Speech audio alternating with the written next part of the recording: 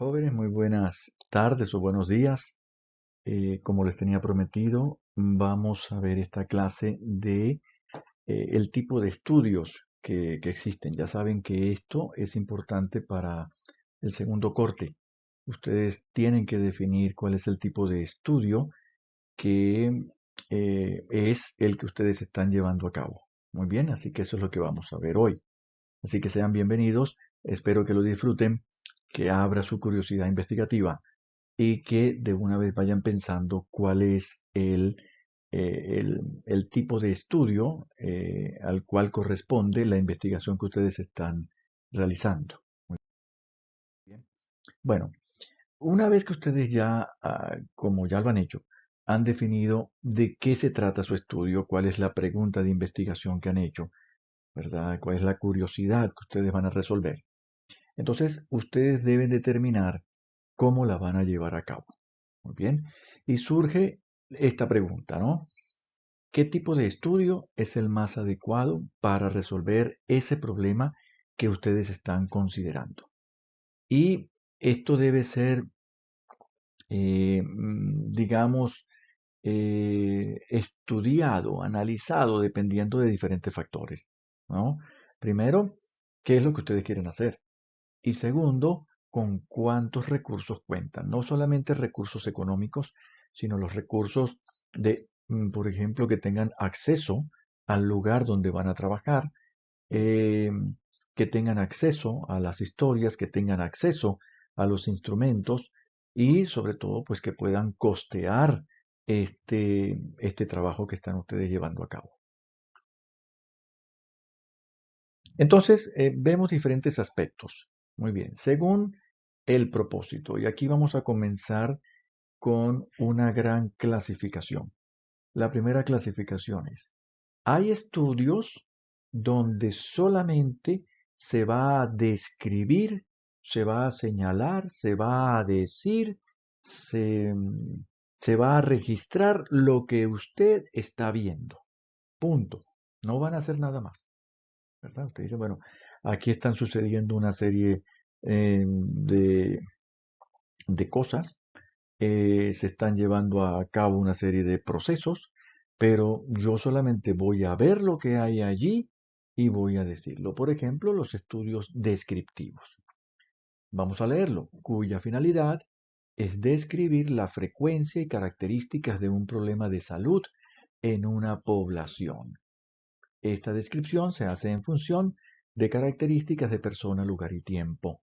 Entonces vamos a describir y entonces ustedes dicen, bueno, yo quiero saber eh, de los pacientes que acudieron el año pasado, 2019, a la clínica Estela Maris y que fueron vistos en la consulta externa de psiquiatría, ¿cuántos de ellos tenían ansiedad y cuántos de ellos tenían depresión?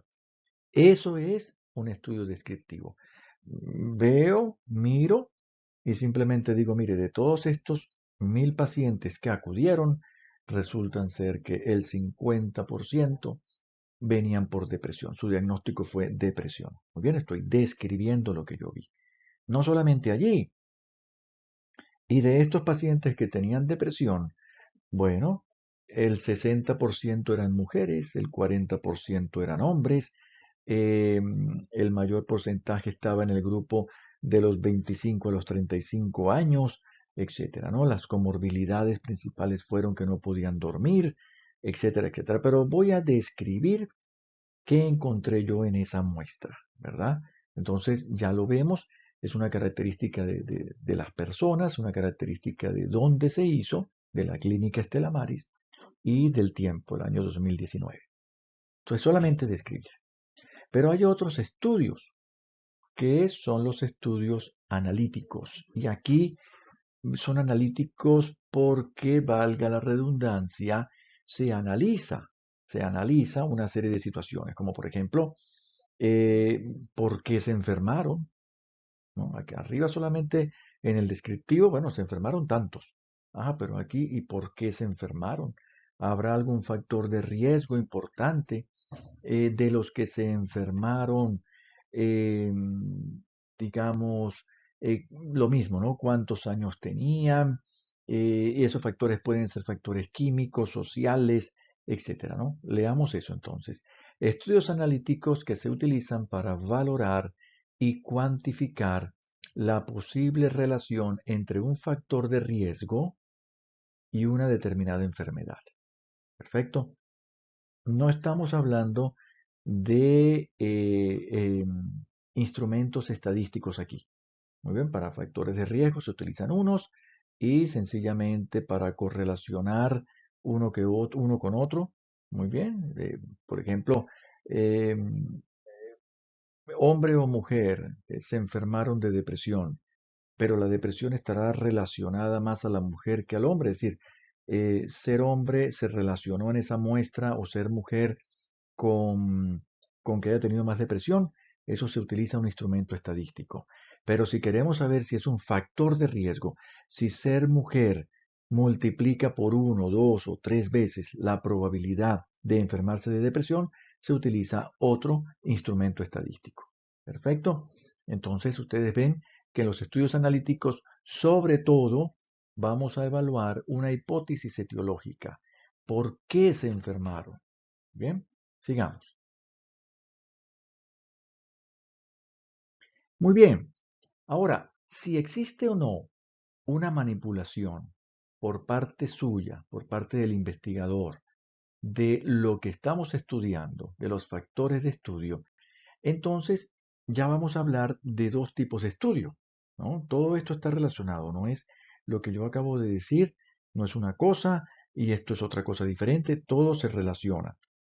Pero cuando ustedes describen en el protocolo el diseño del estudio, deben de colocar, muy bien, deben de colocar si es, eh, digamos, vamos a ver si lo podemos ver aquí, no, si es un estudio, eh, como ya habíamos visto, observacional, si es analítico, muy bien, y ahora vamos a ver si es experimental o es observacional. Muy bien. Bien, entonces el estudio experimental es donde el investigador mete la mano. Perfecto. Allá en el analítico vemos si a lo mejor está relacionado con una situación del paciente, pero en este el investigador va a intervenir.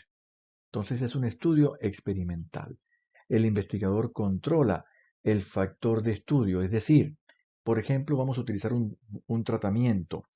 Tenemos pacientes con depresión y queremos saber si tal fármaco les puede ayudar a mejorar la depresión. Entonces, diseñamos el estudio, utilizamos el fármaco y más adelante volvemos a medir la depresión para saber cómo sigue. Esto es un estudio experimental. Muy bien, el investigador va a controlar el factor, generalmente es uno, pero pueden ser varios, de estudio. Por ejemplo, qué tratamiento, con qué pauta, durante cuánto tiempo, si son varios grupos. Muy bien, si son varios grupos. ¿Por qué varios grupos? Porque como lo están viendo aquí, generalmente estos estudios llevan el grupo que va a recibir el medicamento y otro grupo que se compara, muy bien, que generalmente tiende a tener las mismas características del grupo experimental y no recibe el medicamento. Recibe un placebo o sencillamente no recibe el medicamento y se comparan. Perfecto. Entonces, además podemos distinguir si hay una asignación aleatoria de los sujetos o no a los distintos grupos. Aleatorio lo único que significa es que es al azar. Puede ser una moneda. A ver, vayan pasando. Cara o sello, cara. Muy bien. Usted el grupo experimental. Usted, no, sello. Usted el grupo control. Muy bien. Y así van. Perfecto. Eh, o no. Porque entonces, cuando se tiene un grupo control, se habla de un estudio experimental. Y cuando no se tiene un grupo control, se habla de un estudio cuasi experimental. Casi experimental. En el estudio experimental, nosotros en la consulta que estamos hablando, que hemos puesto como ejemplo de, eh, de la consulta de psiquiatría en la clínica Estela Maris, donde tenemos un grupo de pacientes con depresión. Todos los pacientes tienen depresión, y a estos pacientes les vamos a dar un medicamento. Punto. Ahí no hay un grupo control. Ahí no hay un grupo al que no se le va a dar el medicamento o no hay un grupo que digan este grupo tiene depresión, este grupo no tiene depresión, vamos a darle el medicamento a ver qué pasa. Esto es un estudio cuasi experimental. Todos se metieron allí, pero no hay grupo control. Y en el estudio experimental hay un grupo control. Un grupo que no va a recibir el medicamento o un grupo que no tiene la enfermedad, etcétera. Muy bien. Muy bien. Luego tenemos el estudio observacional. Estamos viendo aquí, dependiendo de la manipulación que va a hacer usted. Entonces tenemos el estudio observacional donde el investigador no puede, ya sea por razones éticas o porque lo consideró así, asignar a los sujetos a un grupo de exposición o a un grupo control y se limita solamente a observar lo que sucede en la naturaleza. Muy bien, vamos a observar qué es lo que está pasando. Ya vamos a ver un poquito unos ejemplos más adelante. Bueno, según el orden en el cual, bueno, se expone la enfermedad, muy bien, o ha habido exposición a la enfermedad, los estudios que podemos llevar a cabo pueden ser hacia adelante o hacia atrás. Muy bien, hacia adelante o hacia atrás. Entonces, hacia adelante, muy bien, se parte del factor de riesgo y se dirige hacia la enfermedad. Tenemos dos grupos, muy bien. Entonces, este grupo está sometido a un factor de riesgo y este grupo no. Eso se llama estudio de cohorte. Muy bien, ahí no está, pero se llama estudio de cohorte. Eh, es un estudio donde vamos a suponer hay personas que fuman, para que sea mucho más evidente lo que vamos a hablar. El ejemplo. Entonces, este grupo de personas que fuman, muy bien, están en la cohorte de fumadores, los tenemos aquí. Y este grupo de personas que no fuman, también los tenemos aquí. Generalmente tienden a ser, como ya les dije, eh, variados por sexo, edad, es decir, que reúnan características muy similares. Seguimos a los dos grupos. Los dos grupos se siguen. ¿Qué va a pasar con el grupo que fumó? ¿Qué va a pasar con el grupo que no fumó? Muy bien. Se le hace una espirometría o se le miden marcadores tumorales o sencillamente vemos la evolución en la vida a ver qué ha sucedido, si uno de ellos dos está mal o no. Entonces se parte del factor de riesgo que es el tabaco y vamos a ver qué pasa. Luego, eso es hacia adelante, ¿verdad? Luego, cuando lo hacemos hacia atrás, se llama estudio de caso control, se parte de la enfermedad. Pongamos el mismo ejemplo. Tenemos unos pacientes con cáncer broncogénico, o cáncer de pulmón, o cáncer de vejiga, de estómago, pero quedémonos con el cáncer broncogénico, y queremos saber qué pasó. Entonces tenemos este grupo que tiene cáncer broncogénico y tenemos este grupo que no lo tiene. Y vamos a ver si el factor de riesgo del cigarrillo tuvo algo que ver. Y comenzamos a ir hacia atrás. Le preguntamos a todos los que tienen cáncer broncogénico cuáles eran sus hábitos tabáquicos. Y ellos nos van a referir que sí, que ellos fumaban, que fumaban 20 cigarrillos al día, 30 cigarrillos al día. Los comparamos con los que no. Pero vamos desde la enfermedad hacia atrás. Y esto se llama un estudio de caso control. Hay estudios donde usted puede determinar en un momento dado, sin importar cuándo empezó la enfermedad o cuándo no, o qué fue primero o qué no. Y ese estudio se llama estudio de prevalencia. Son determinados en el mismo momento, no tienen una secuencia. No es de que vamos a hacerlo ahora, sino ahora nada más. Vamos a hacerlo ya. ¿Cuál es la prevalencia de cáncer de pulmón en la sociedad? Vamos a mirar cuál es la prevalencia de cáncer de pulmón, o entre los fumadores, o entre los que no fuman, o en la población general al azar, fumen o no fumen, pero lo hacemos en un solo momento, y esto sería un estudio de prevalencia. ¿Cuánto hay? No de incidencia, de prevalencia. ¿Cuánto hay ahora, en este momento? Bien, vamos a seguir. Bueno, estábamos aquí hablando entonces ahora, según exista o no una secuencia temporal entre la presencia del factor y del factor de riesgo y la enfermedad. Entonces, el estudio transversal es el estudio que hacemos ahora, hoy, una sola vez. Muy bien, una sola vez. La causa y el efecto se miden al mismo tiempo.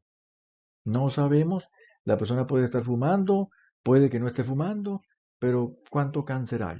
Agarramos una población y decimos, queremos saber en Villa del Rosario, bueno, ¿cuál es la prevalencia de cáncer de pulmón? Bueno, agarramos, Villa del Rosario es muy grande, tal vez tomemos una muestra, pero si tenemos la oportunidad, pues lo agarramos todo y tratamos de entrevistar a todo el mundo y le vamos preguntando, ¿no? Y tenemos entonces que la prevalencia es tanto.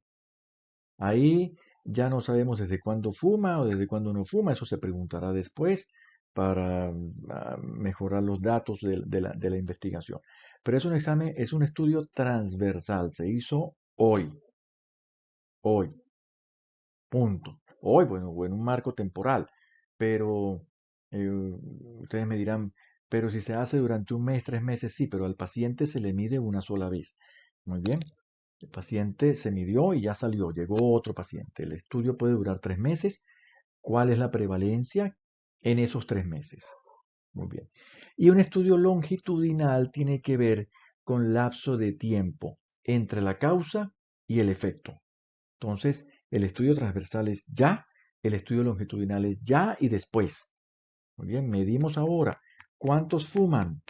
No fuman tantos. Bueno, esperemos a ver dentro de 10 años cuántos tienen cáncer. Eso es un estudio longitudinal. Se esperó para una segunda medida para ver qué ha pasado durante ese tiempo. Muy bien, como ya le comenté, eso ocurre en el cohorte, los estudios de cohorte hacia adelante. Tengo el factor de riesgo y quiero saber si esto afecta, qué va a pasar adelante, o el de caso control hacia atrás. Muy bien, en la clínica Estela Maris. Aquí tenemos un grupo de pacientes con depresión. Bueno, ¿desde cuándo tienen depresión? ¿No? Tienen depresión desde hace 5 años. Ajá. ¿Qué pasó? ¿Cuál es la variable que nosotros queremos averiguar? No sé, están divorciados. Queremos saber si el divorcio pudo haber influido. Vamos hacia atrás. Vamos hacia atrás. Un grupo que tiene depresión, miramos cuántos se divorciaron o se habían divorciado, y un grupo que no tiene depresión, miramos a ver cuántos se habían divorciado. Y ahí podemos hacer ese de caso control que es hacia atrás. Y si no, el de los experimentales como ya lo habíamos visto. Continuamos entonces, jóvenes. Bueno, ¿de qué se trata el estudio descriptivo? Yo creo que la mayoría de ustedes tiene un estudio descriptivo. Vamos a describir lo que está pasando. Muy bien, vamos a describir lo que está pasando. Entonces, la principal finalidad de los estudios descriptivos es saber, mostrar, describir la frecuencia y las características más importantes de un problema de salud, de una enfermedad, muy bien, en la población, según las variables que ya hemos visto, persona, lugar y tiempo. Además, sirve de base para que se generen hipótesis. Un estudio descriptivo. A ver, ¿cuántos pacientes que acudieron a la consulta en la clínica Estela Maris con el doctor John Acevedo presentaban depresión? Bueno, de todos ellos, el 25% eran con diagnóstico de depresión. El otro 75% fue por otras cosas. Bueno, y comienza entonces este estudio que ya nos mostró eso, sirve para la base de ¿y por qué será? ¿Por qué estos pacientes se deprimen? Y comienza usted a plantear una hipótesis, ¿verdad? Dice, bueno, yo creo que se deprimen porque ellos son divorciados, yo creo que se deprimen porque viven en tal lugar, lo que, digamos, el factor de riesgo que usted quiere considerar. Suelen realizarse estos estudios descriptivos cuando aparece una nueva enfermedad o cuando existen manifestaciones o aspectos poco explorados de enfermedades conocidas. Bueno, porque ya las enfermedades que se conocen ya han sido muy estudiadas, pero cuando hay una enfermedad nueva, por ejemplo, ahora estamos con el COVID-19, cuando esta clase se escuche dentro de 5 años, bueno, recordarán que hubo una enfermedad que era el virus por el SARS-2 y es el COVID-19. Entonces es una enfermedad nueva. Muy bien. ¿Cuál es la prevalencia? ¿Cuáles son los factores de riesgo? ¿A quién le da más? ¿Quiénes pueden fallecer más? No, los que son hipertensos, los que son diabéticos, etcétera. Muy bien. Entonces, esta es una enfermedad nueva. Entonces, estos estudios están recibiendo ahorita en el 2020 mucha aceptación porque no se sabe casi nada de esta enfermedad nueva o poco conocida. Pero ya enfermedades que se conocen y que tienen una gran data, desde hace mucho tiempo, bueno, también se pueden utilizar si hay alguna gran variedad. Para los estudios que nosotros estamos haciendo de investigación en la universidad, también. Pasemos a la siguiente. Bueno, estos estudios descriptivos, que solamente describimos lo que estamos viendo, pueden ser también de dos tipos. Individuales. A ver, está el informe o reporte de un caso, está el informe o reporte de una serie de casos, y están los estudios transversales. Vamos a describir qué está pasando. Y ya en poblaciones muy grandes, pues están los estudios ecológicos, correlacionados, que probablemente nosotros no hay nadie que esté trabajando con un estudio parecido. Sigamos. Bueno, ¿qué es un reporte de caso? Generalmente, cuando sucede un evento inesperado, un evento nuevo, fortuito, que es tan llamativo, se puede publicar, se puede estudiar como el informe de ese caso. ¿M? Volvemos al caso del SARS, del COVID-19, que el primer caso que apareció, pues se publicó como el primer caso. Luego se publicaron una serie de casos de pacientes que acudían con las mismas características porque era una enfermedad nueva, desconocida, y que estaba trayendo una serie de consecuencias nefastas para algunas personas. Muy bien. Tenemos otro caso. Mire, aquí hay un ejemplo muy bueno. En el año 1961 se publica el primer caso de una mujer de 40 años que desarrolló un embolismo pulmonar 5 semanas después de comenzar a usar anticonceptivos orales. No podemos decir que los anticonceptivos causaron eso, pero ya hay un primer caso. Mire, pasó esto. No sé si es por eso, pero estamos llamando la atención y, digamos, ponemos en alerta o mostramos qué es eso para que luego sigan habiendo casos más interesantes, es decir, más grandes, para poder llegar a una conclusión. La hidroxicloroquina. No, resulta ser que los pacientes con COVID-19 mejoraron con hidroxicloroquina. No, muy bien, sí, por allá hubo uno en Rusia, hubo uno en Estados Unidos, pero esto funcionará. Bueno, hay un informe de casos, un reporte de casos que nos están abriendo un camino de posibilidades. Ahora vamos a hacer un estudio experimental controlado. Le damos hidroxicloroquina a un grupo, le damos hidroxicloroquina, no le damos al otro grupo y vamos a ver qué pasa, si hay diferencias. Muy bien. Al final, al parecer, no las hubo. Pero fíjense cómo los informes del caso, para algunos sí y para otros no. Muy bien. Aunque esta situación es muy sugestiva, lo de un solo caso, em, sirve de base para que se puedan llevar a cabo otros estudios. Nosotros en psiquiatría presentamos un caso hace algún tiempo, hace ya 20 años, de un paciente con esquizofrenia que practicó actos de canibalismo. Muy bien. Eh, Allá en San Cristóbal, él mataba y se comía a sus víctimas. Muy bien. Eso es un caso, porque es un caso extraordinario. Eso no lo hacen todos los pacientes con esquizofrenia, ni todos los que practican esta aberración presentan esquizofrenia. Muy bien. Entonces, es un caso. Luego hubo una serie de casos en la revisión de otros pacientes que hacían lo mismo pues se plasmó allí en el artículo.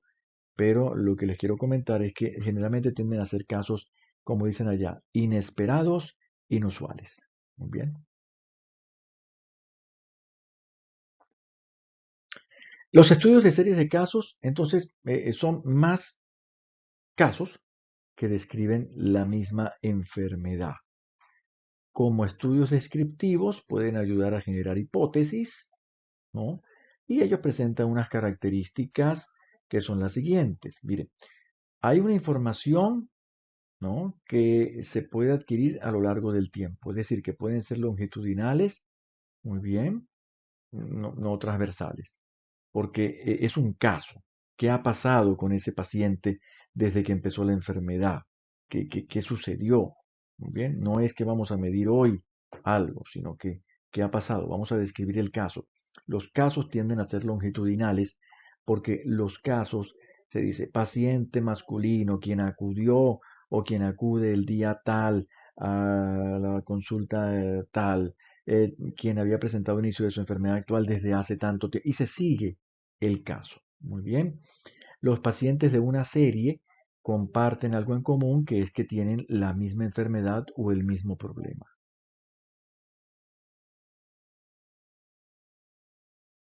Las características más importantes de estos estudios, muy bien, es que se pueden comparar con otras series de casos.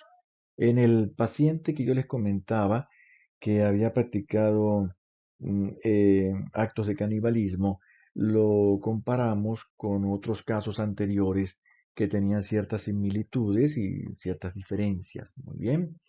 La principal limitación de estos reportes de casos y de series de casos es que, bueno, es un solo caso, no hay un grupo control. Estamos describiendo un caso extraño. Muy bien, así que no sé si alguno de ustedes tiene un trabajo donde están describiendo un caso, una serie de casos, creo que no, ¿verdad? Bueno, los estudios transversales, que son los que se hacen hoy y ya, muy bien, se conoce como estudio de prevalencia de corte o lo que se llama cross-sectional, muy bien. Su principal característica es que no hay una secuencia temporal.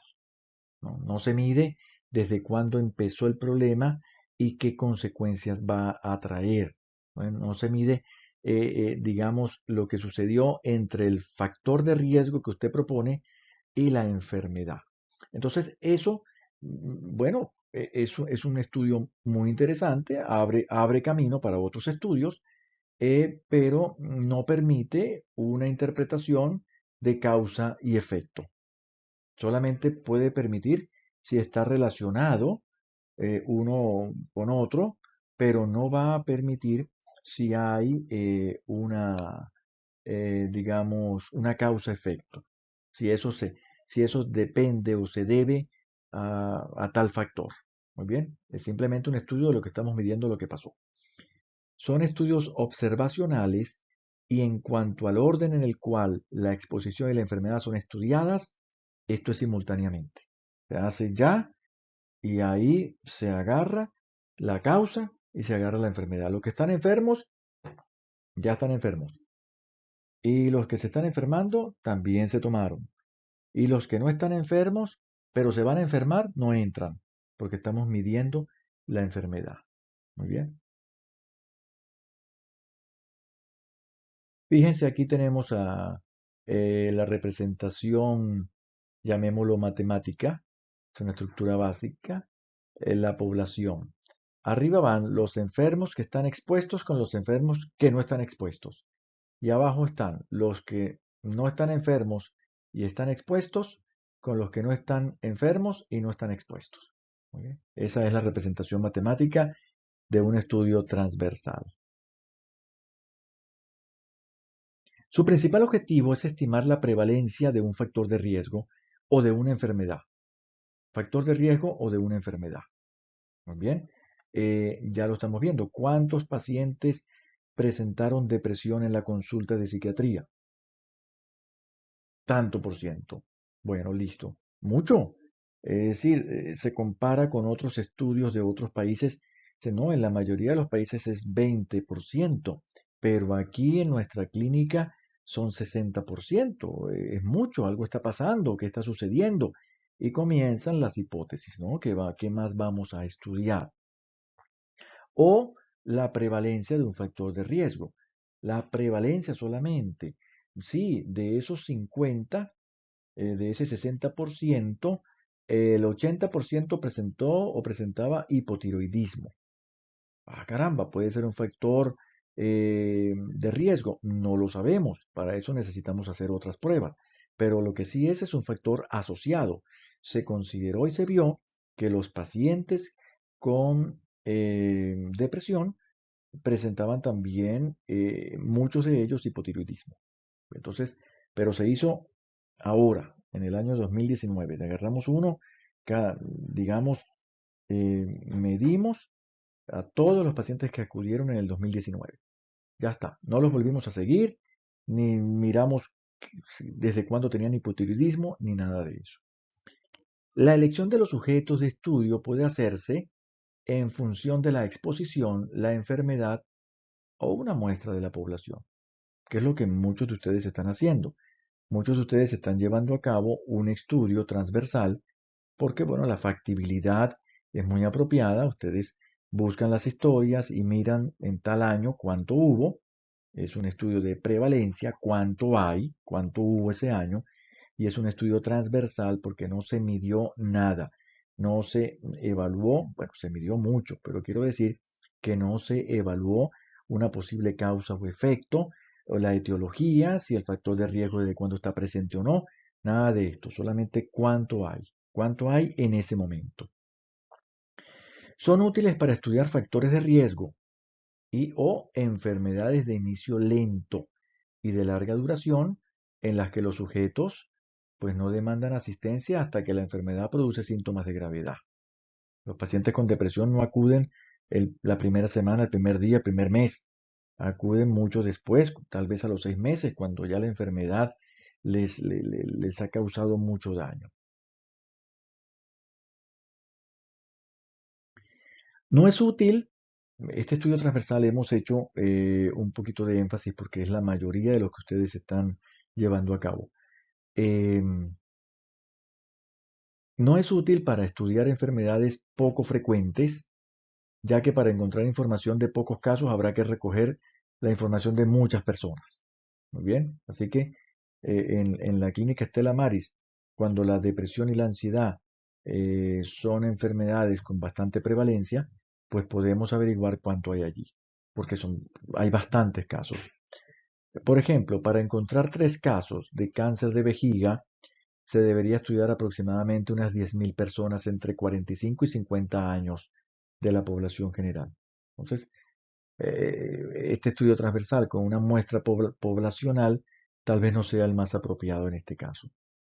Si se estudiara la prevalencia de esta enfermedad en cambio, si estudiamos la prevalencia de esta enfermedad entre los trabajadores de anilinas, se ganaría en eficiencia o en fumadores, pero como regla, este tipo de diseño no es bueno para enfermedades raras.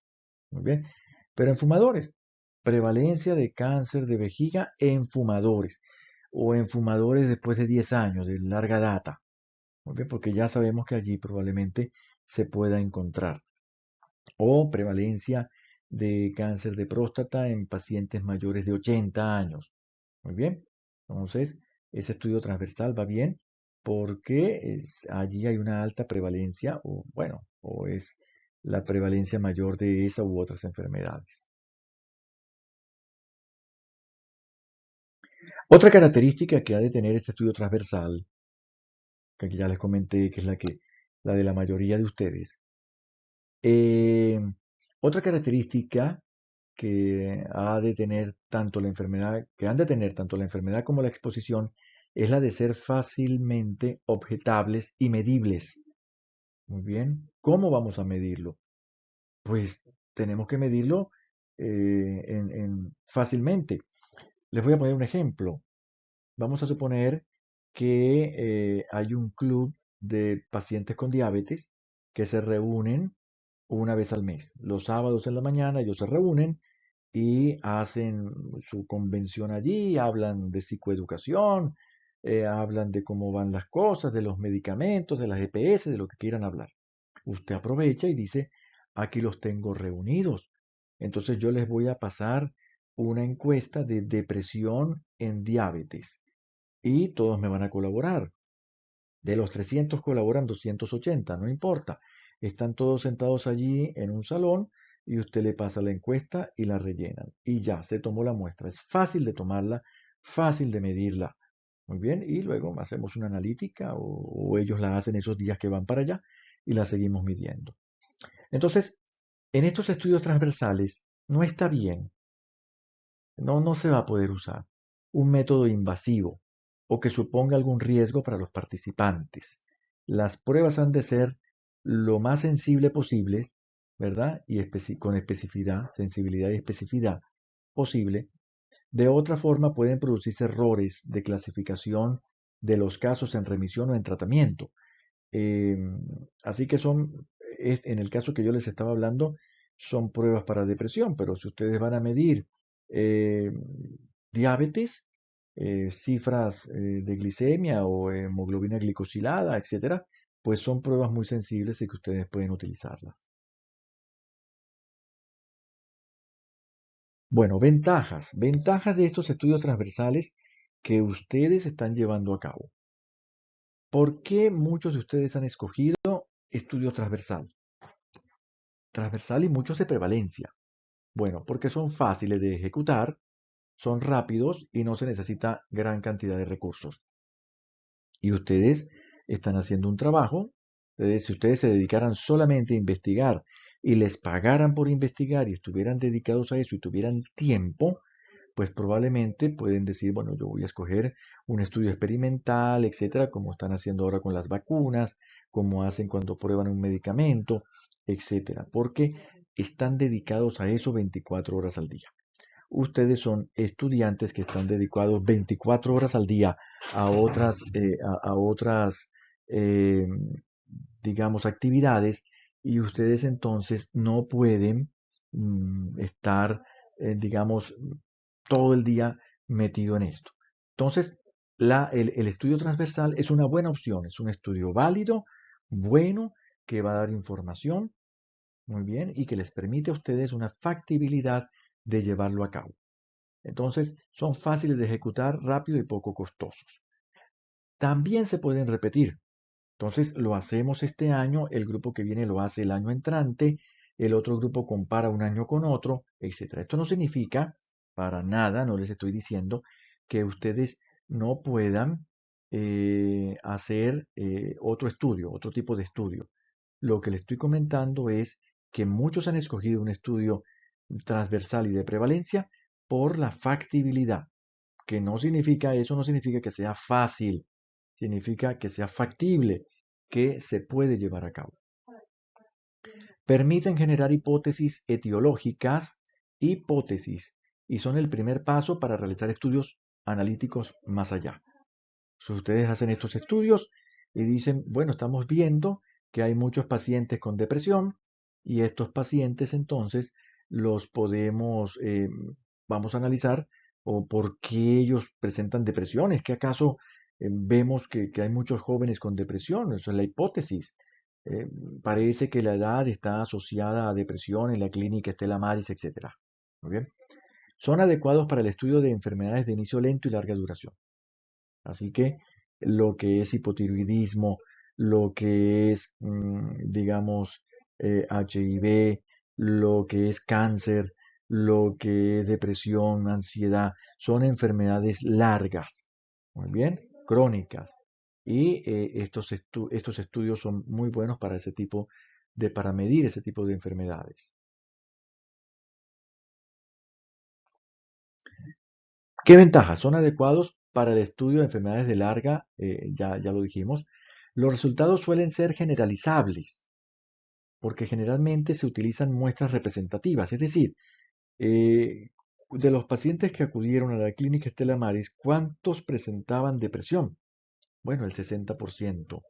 Ah, bueno, pero es probable que eso también suceda en la Clínica Psiquiátrica de Bucaramanga, muy bien, en la clínica, en el Hospital Rudecindo Soto, etcétera, porque la representación que hemos tomado de la muestra es bastante apropiada como para generalizar estos resultados en otros estudios, en otras poblaciones.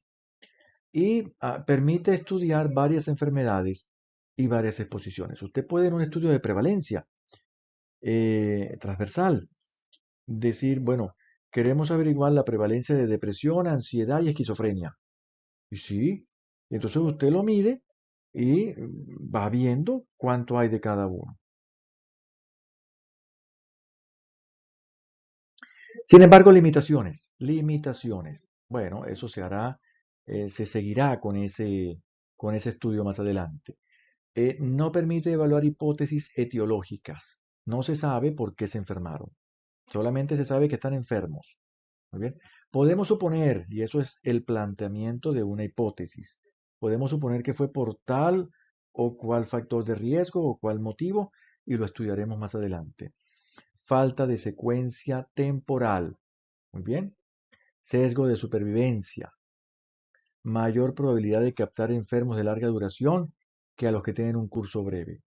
Hay pacientes que desafortunadamente, bueno, tienen enfermedades, un tipo de cáncer de páncreas, por ejemplo, que es muy agresivo, y el estudio, pues, es a 2 años y el paciente a lo mejor no sobrevivió antes de que usted lo incluyera en el estudio. Muy bien.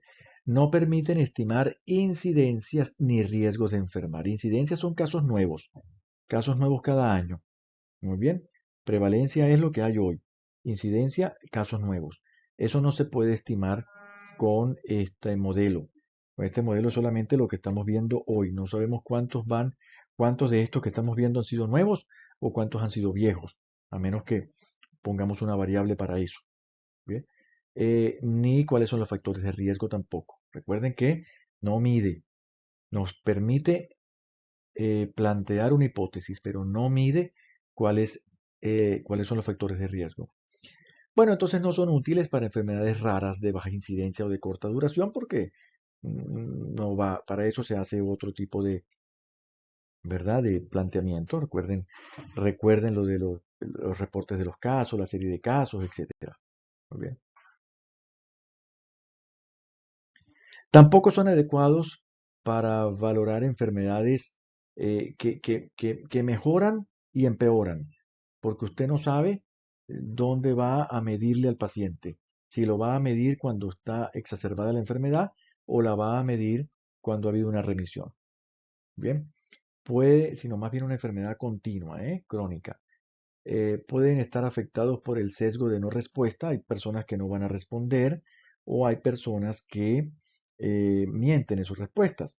Había un personaje de televisión, el Doctor House, que uno de sus argumentos en el programa era todos los pacientes mienten.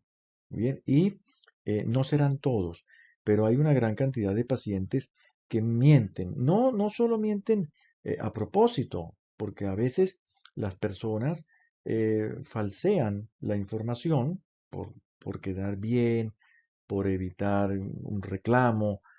Algunos la falsean porque consideran que es así. Mire, ¿usted cómo se ha sentido? Bueno, yo creo que bien, bien, me he sentido bien, sí, pero probablemente no se ha sentido bien, pero ellos pueden considerar que sí se han sentido bien. La medida del nivel de exposición puede no coincidir en el tiempo con la medición de la enfermedad, que es más o menos igual a lo de la exacerbación y remisión, eh, pero ya no es para la depresión y la ansiedad. Eh, Supongamos que una persona que fuma y esto la hace sentir mal, o toma licor y eso le hace sentir mal, pero usted tomó la medida cuando él tiene una semana sin estar consumiendo. Entonces no se siente incómodo. ¿Cómo se siente hoy en día físicamente? Me siento bien, pero eso ha sido en ese momento. Probablemente todo el resto del tiempo se sentía mal, ¿no? Porque al tomar licor le produce acidez o cualquier otro factor. problemas de comparación entre estudios realizados en distintos momentos. Y esto también es importante. La prevalencia dice cómo está ese grupo hoy, pero mañana puede que esté diferente. Eh, en psiquiatría, nosotros utilizamos una serie de instrumentos que se llaman escalas. La escala de la depresión, la escala de la ansiedad, etc. Usted puede aplicar una escala hoy. La escala no da diagnóstico, ¿eh? La escala ayuda a que usted mida el diagnóstico que usted considera que tiene el paciente, porque le da un puntaje. Entonces, vamos a suponer que tenemos un paciente con depresión y ustedes van a medir la depresión con el inventario para la depresión de Beck, un instrumento que el paciente llena. Y se puntúa y se suma. Y le dio 40. Bueno, eso no está dando diagnóstico. El diagnóstico lo da usted con su clínica, pero em, ese 40 nos da una medida posible y usted lo vuelve a medir dentro de un mes y le da 35. Y dice, bueno, pues, como que está mejorando, lo vuelvo a medir al mes y da 20. Pues sí, ha mejorado, fíjese cómo ha ido disminuyendo. Muy bien, pero usted puede que lo mida hoy y lo mida mañana y mañana y le puede dar cifras diferentes. Entonces, en distintos momentos pueden dar resultados diferentes. Bueno, según el marco temporal, muy bien, ya estamos concluyendo, nos quedan dos tipos de estudios. Los estudios que van hacia adelante, que es el estudio prospectivo, y el estudio que va hacia atrás. Y aquí se les voy a dar yo una sugerencia de algunos profesores en otros lugares que manejan el término un poco arbitrariamente. Un estudio prospectivo es un estudio que va hacia adelante. El inicio del estudio es anterior a los hechos estudiados. Muy bien. Y los datos se recogen a medida que se van sucediendo. Yo hago hoy una medida cero. ¿Cómo está usted? Vengo, voy a medirle tal cosa. Muy bien.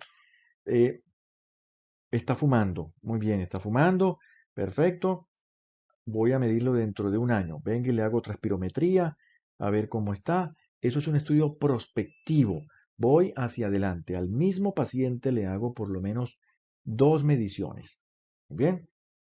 Una aquí y otra más adelante. ¿Qué es un estudio retrospectivo? Cuando estoy aquí y voy a mirar hacia atrás.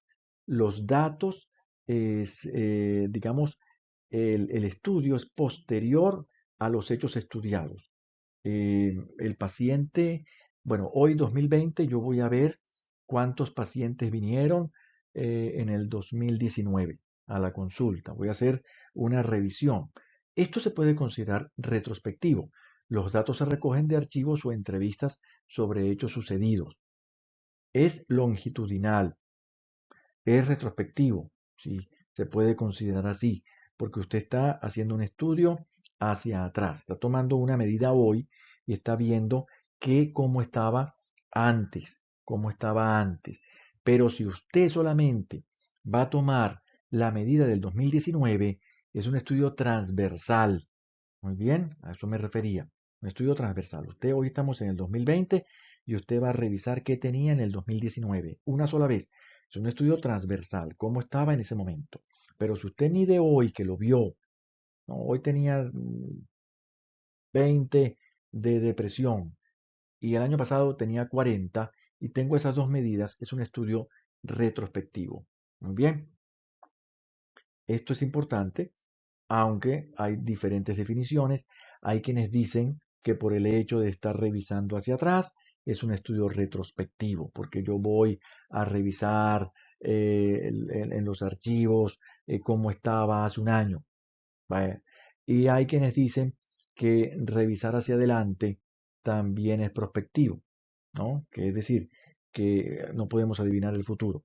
Pero hay quienes dicen que si yo voy a iniciar el trabajo hoy y comencé con un paciente y mañana voy a ver otro paciente y después voy a ver otro paciente, es un estudio prospectivo, porque empecé hoy, pero lo hice hacia adelante.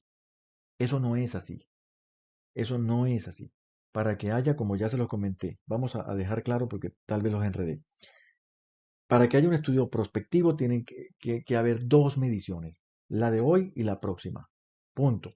Mientras tanto es transversal. Perfecto, no podemos adivinar el futuro. Los estudios hacia atrás tienen la diferencia de que es más flexible el término. Si usted hace una medición hoy y ve cómo estaba la medición hace un año, es retrospectivo. Pero si usted lo ve hacia atrás, vamos a revisar las historias hacia atrás, así sea con una sola medida, hay autores que dicen que también es retrospectivo porque lo está llevando usted, está haciendo una revisión hacia atrás. Así que es aceptada para retrospectivo, es aceptada esas dos condiciones. Para prospectivo solamente que tenga por lo menos dos medidas. Muy bien. Bueno, jóvenes, muchísimas gracias por su atención. Espero que les haya sido de provecho esta clase. Quiero que la vean y la discutimos en nuestro próximo encuentro. Muy amables.